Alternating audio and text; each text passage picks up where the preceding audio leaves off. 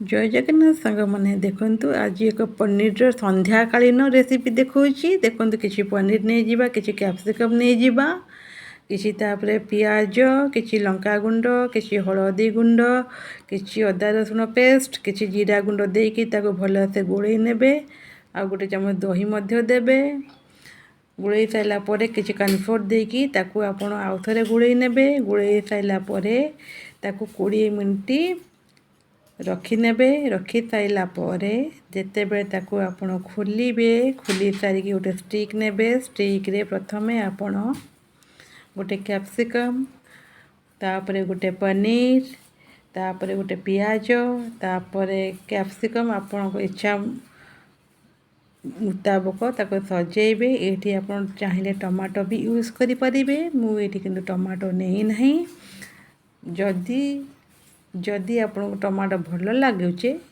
ताहले आपण एठी टमाटो को भी नहीं पारिबे।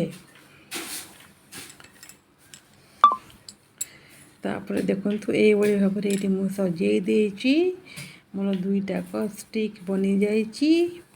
तापरे आमे ताको गैस रे लो फ्लेम रे ताको दुई साइड को आस्ते आस्ते ताको पोड़ीबा जदि आपण एमती न करिकी भी आपण ताको पैन बसैकी लो फ्लेम रे मध्य करि परिबे। देखंतु एई बळी भाबरे देखंतु 5 मिनिट लागिबो मात्र घरे बनांतु खांतु केमिति हेजी पनीर टिक्का मते जणांतु। देखंतु 5 मिनिट पर मोर पनीर टिक्का केमिति होई जाइछि। रहिली जय जगन्नाथ।